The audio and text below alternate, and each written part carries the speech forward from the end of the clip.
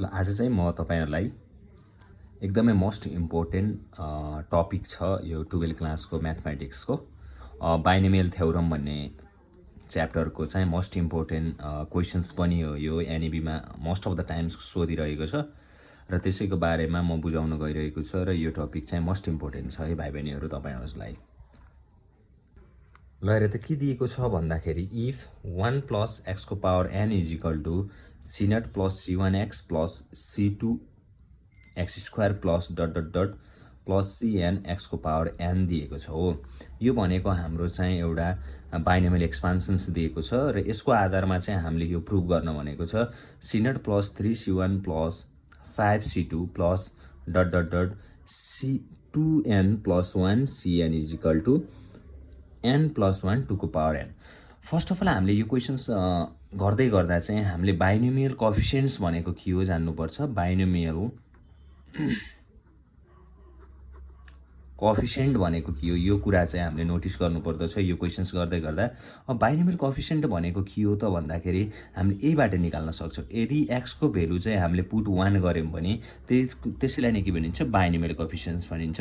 When n = 1 राख माथिको क्वेशन्समा 1 + 1 को पावर n = c0 प्लस अब x को ठाउँमा के गर्ने 1 ले रिप्लेस गरिदिने हो c1 + c2 + dot dot dot cn भयो भने 2 को पावर n हुन्छ यो दुईटा सम भएर = c0 + c1 + c2 + dot dot dot cn।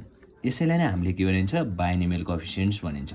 अब यो बाइनोमियल कोएफिसिएन्ट भनेको मोस्ट इम्पोर्टेन्ट हो यो c1 c2 को क्वेशन्स गर्दाखेरि। अब बाइनोमियल कोएफिसिएन्ट हाम्रो यो आयो भने हामीले यसलाई चाहिँ यसरी नै यो क्वेशन्सलाई यस्तो फर्मेटमा लैजान कन्भर्ट गर्नुपर्दछ र त्यसपछि चाहिँ फर्दर स्टेप गर्नुपर्दछ है त। ल लेखौं हामीले सोलुसन्स हियर गिवन क्वेशन्स के छ c0 + 3c1 + 5 times of c2 + dot dot dot plus 2n + 1 cn = n + 1 2 को पावर n छ हो। अब टेकिङ के गरौँ त भन्दाखेरि टेकिङ LHS गरौँ है त। टेकिङ LHS गर्दा c0 + 3 times of c1 + 5 times of c2 + dot dot dot 2n + 1 cn हुन्छ हो। अब हेर्नुस् त यो जहिले पनि यस्तो क्वेशन्स आयो भने c0 प्लस मल्टिपलमा छैन नि यो c1 c2 हरु भने यस्तो कन्डिसनमा c0 + 3 times of c1 + 5 times of c2 आयो भने यो कुरालाई हामीले चाहिँ अब ब्रेक गरेर यो कन्डिसन्समा लैजाउँ। यो ठ्याक्कै यो बनायो भने हामीले के लेख्न सकिन्छ 2 को पावर n लेख्न सकिन्छ। ल है त म ब्रेक गर्दिन्छु c0। अब 3 टाइम्स अफ c1 लाई कसरी ब्रेक गर्न सकिन्छ भन्दा एउटा c1 + c1 2 times of c1 गर्न सकिन्छ हो। अब 5 लाई के गर्न सकिन्छ ल हेर्नु त यहाँ c1 आयो हो। अब c2 चाहिए हामीलाई भने c2 + 4 टाइम्स अफ c2 गर्न सकियो plus dot dot dot plus अब यसलाई मल्टिपल गर्दियौ न 2n cn + cn गर्न सकियो हो = c0। अब यो फर्मेटमा जान्छ हेर्नुस् है 2 को पावर n लेख्न सकिन्छ c0 + c1 + c2 + dot dot dot cn लाई अब त्यही गर्दियौ न त सबैलाई सँगै राख्दियौ c0 c1 + c2 + dot dot dot cn लाई एक ठाउँमा राखौं प्लस त्यसपछि अब हाम्रो रिमेनिङ पार्टलाई अर्को ठाउँमा राख्दियौ c2 1 + c4c 2 times of c1 + 4 times of c2 + dot dot dot के बाँकी रह्यो हाम्रो 2n टाइम्स अफ cn। ल हेर्नुस् त अब यो टर्मलाई हामीले के लेख्न सकियो त यो टर्मलाई त मैले अघि n को x को ठाउँमा 1 ले रिप्लेस गरेको थिए नि x को ठाउँमा 1 ले रिप्लेस गरेको थिए नि। अब भने यो टर्मलाई हामीले के लेख्न सकिँदै रहेछ त 2 को पावर n प्लस अब त्यसपछि यताको पार्टलाई एज इट इज लेख्दियौ 2n + 4 times of c2 + dot dot dot plus 2n cn 2 को पावर n प्लस अब यो कुरालाई हामी खोल्दियौ नि त 2 को 2 नै भयो। c1 भनेको के हो त c1 भनेको c टाइम्स अफ n, 1 हो plus 4 times of c n, 2 plus dot dot dot plus 2n को 2n नै भयो यो भनेको cn, n हो ओके न। अब cn, 1 भनेको के हो त cn, 1 भनेको कम्बिनेसन्स हो होइन। अब कम्बिनेसन्सको फर्मुला हामीलाई थाहा छ, 2 को पावर n प्लस हेर्नुहोस् त यहाँबाट के कमन आइरहेछ। अब यो 2 यहाँबाट 2 यहाँबाट 2 कमन आयो भने यसलाई बाहिर निकाल्दिउँ, एकदम इजी हुन्छ। कमन बाहिर निकालिदिइसकेपछि हामीलाई काम गर्न cn 1 प्लस यहाँ के बाँकी रह्यो, अब 2 बाँकी रह्यो, 2 cn 2 plus dot dot dot n cn n। अब 2 को पावर n प्लस 2 बाँकी रह्यो।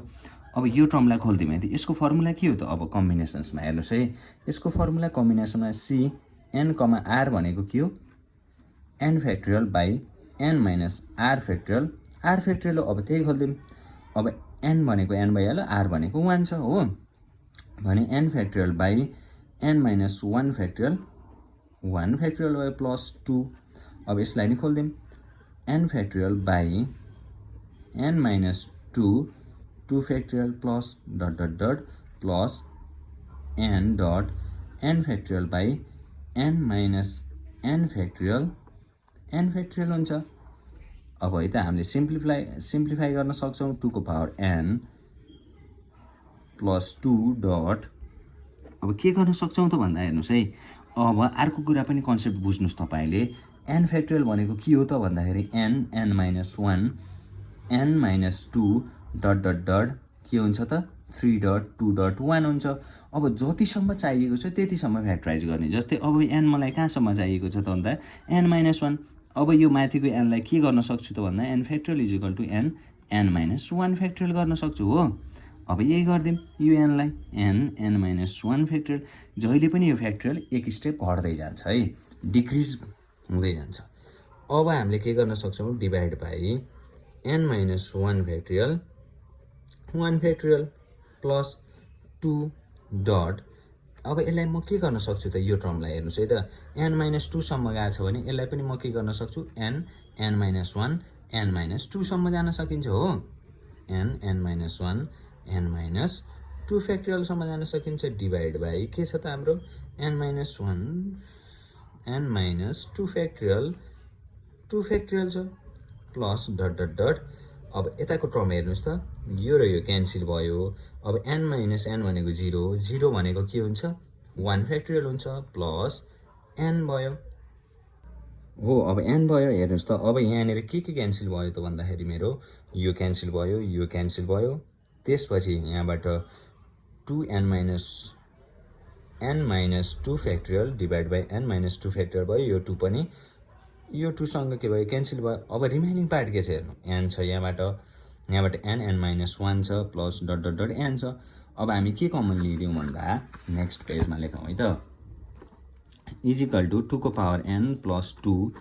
रिमाइनिङ हाम्रो के छ ल हेर्नुहोस् है, रिमाइनिङ के छ, यहाँबाट n छ n minus 1 plus dot dot dot n छ है। ल म यहाँ लेख्छु n plus n minus 1 plus dot dot dot plus n छ। अब यहाँबाट के कमन आइरहेछ, 2 को power n plus 2 dot n पनि कमन आइरहेछ भने यहाँबाट बाँकी रह्यो 1 n minus 1 plus dot dot dot 1 हो। अब इजिकल टु 2 को पावर n प्लस 2n भयो, यो भनेको 1 प्लस n माइनस 1। अब यो सिरिज कसरी बढिरहेको छ भन्दा n माइनस 1 ले गइरहेछ हो भने n माइनस 1। अब तिम्रो n को ठाउँमा के ले बढ्दै गएर माइनस 1 ले बढ्दै गएछ हो।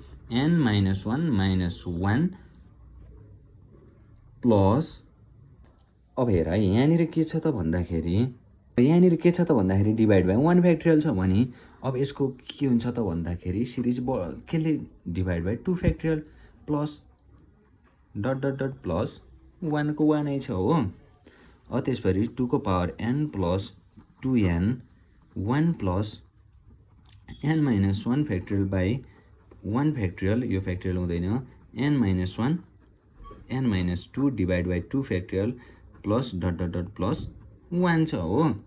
2 को पावर n प्लस 2n ल हेर है, यो अब यहाँनिर अलिकति कन्सेप्ट बुझ्नुपर्छ के भन्दा हाम्रो n माइनस 1 ले के भएको छ, घट्दै गइरहेछ हो भने। अब जस्तै 2 को पावर n भनेको के थियो त हाम्रो भन्दा c0 plus c1 plus c2 plus dot dot dot cn थियो हो।